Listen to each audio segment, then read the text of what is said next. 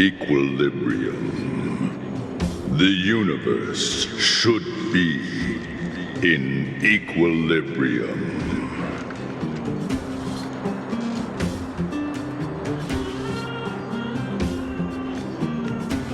The arbiters of the equilibrium are giving you a trial. For the equilibrium of all worlds, you must demonstrate your strength. The strong will be given greater opportunities. The weak a chance to breathe. Passing the trial will prove that your strength has shaken the scales of power. Worlds will change, and thus equilibrium. You will encounter stronger enemies, harder puzzles, and greater rewards. After equilibrium, you will go on to face yet more trials.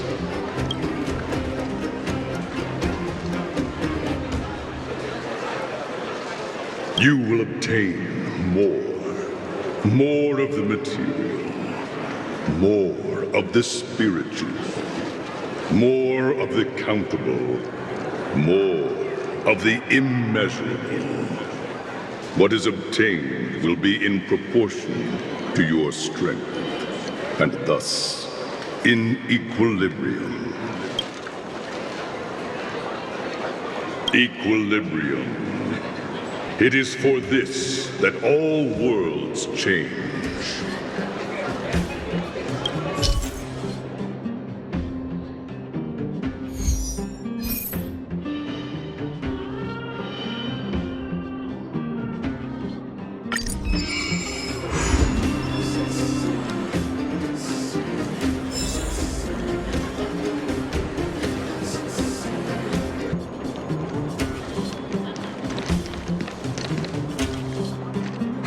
Well, now that we're done with that whole situation in the underworld, we can finally look for the Stellaron.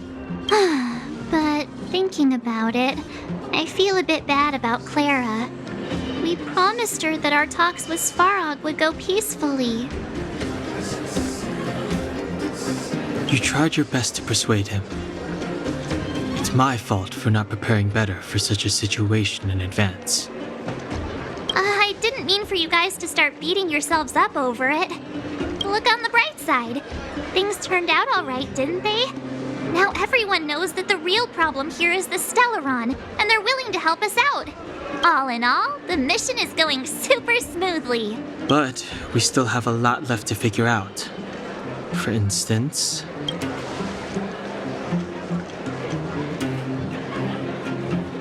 Exactly. We don't even have the Stellaron's coordinates and location. Cocolia's sudden change in attitude is also very curious. We still haven't put all of the pieces together. Dreams? Oh, I remember you mentioned something about strange dreams before.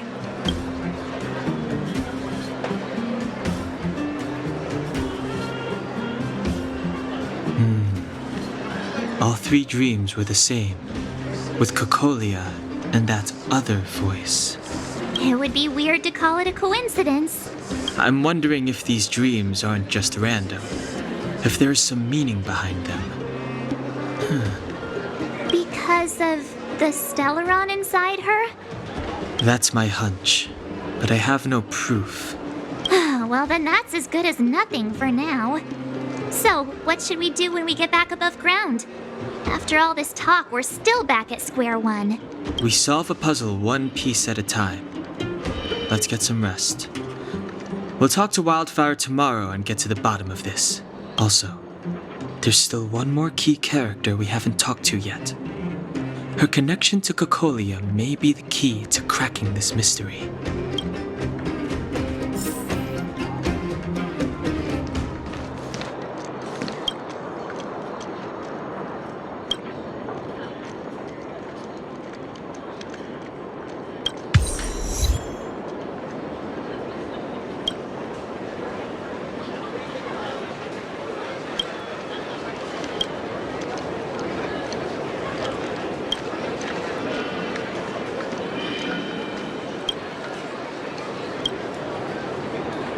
You're back!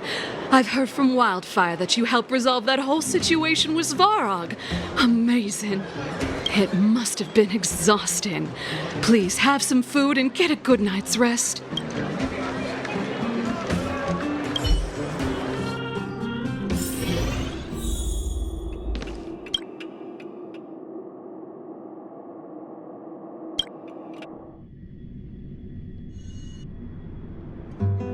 Over there. See that? That used to be the worst street in Rivet Town. And it's also where I grew up. My friends and I used to wander those streets, thinking about where to find our next meal. That is, until Chief Oleg got me out and took me to the orphanage. There, I learned to read and write from Natasha. At the age of 10, I started to patrol the mines with Oleg, occasionally getting into fights with the local thugs. That sounds nice. Nice? Are you being sarcastic with me? Oh, no, sorry. Life in the underworld is difficult. I shouldn't be speaking about it so lightly. You're always so serious. It really gets on people's nerves sometimes, you know? Right. What I meant was... I kind of envy you, Zila. For as long as I can remember, my days have been an endless cycle of studying, etiquette lessons, and training. Every day, all I hear is, "Remember who you are, Bronya. This is against the Architect's admonishments, Bronya. Ladies shouldn't use such foul language, Bronya." Some may envy this kind of life, but I have felt trapped. When every choice and every goal has already been made for you. You probably can't imagine how that feels. No, I can't. But more importantly, what kind of foul language were you using? In the name of the Architects, I shall stick this spear into your nostril. That's it? Oh, that's nothing. Looks like I'll have to teach you some underworld slang before you go back. No, that won't be necessary.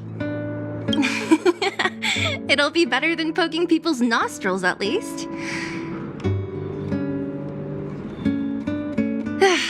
I never thought that I'd be here having a heart-to-heart with the future Guardian. As a kid, I didn't meet many people who lived in the overworld. I only heard stories from the grown-ups and figured you were all just a bunch of cold snobs. I've heard from some Silvermane veterans that before the orders were made to seal off the underworld from the overworld, there was no difference between the two places. Everybody ate the same food, chatted about the same topics, celebrated the same festivals. Even though times are different now, things like the joys and sorrows of life, the ties between people, these precious things must certainly still connect us all. If there is a way to bridge the gap between the two worlds, we can definitely go back to the time when you and I were not divided, when we could stand side by side against the Eternal Freeze and the Fragmentum. I'm not like you. I don't have that many grand plans for the future. But if that's the future you want, I'm willing to build this bridge with you. Thank you, Zila. Your trust is very important to me. Speaking of which, what are you going to do next? What Svarog revealed must have made quite an impact, huh? Yes. I thought I was prepared for anything, but as long as I am the Guardian's successor, those truths will come out sooner or later. But why does my mother hide it from me, and why does she want me to hunt down the outsiders who know about the nature of the Stellaron? It doesn't make sense. I thought it over. There's only one thing I can do. Go ask her directly. Hold on. You're not really going, are you? Alone? You can't. This plan is... I've already thought it through, Zila. I am Madame Kokolia's daughter. That will never change.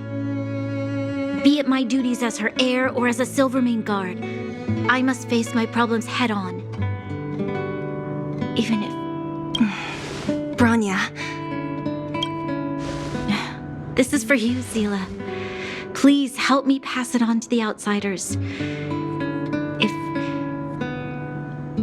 If I am unable to see you again, they'll know what to do.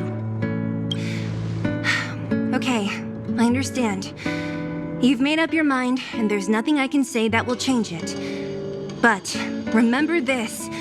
If you run into trouble, I will come to save you, no matter what. Then I'll be waiting for you. So, did you come to this spot when you were a child? Of course. I just didn't appreciate how nice it was at the time. Very nice.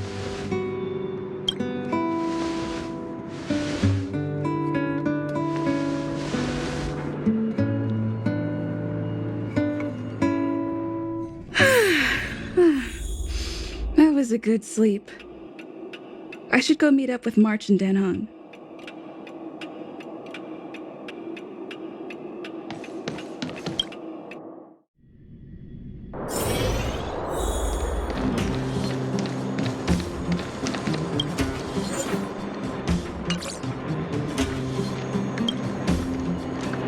Took you long enough, sleepyhead. We've been waiting all day. I've noticed that our sleep routines don't match up. You either keep getting up in the middle of the night or snoozing away until the day's almost out. Unacceptable. You gotta work on your teamwork. Did you have a dream again last night? So that's why you slept for so long. Well then, let's go find Wildfire to discuss our next move and see if they have any new discoveries. Let's go! I can't wait to finally get back above ground.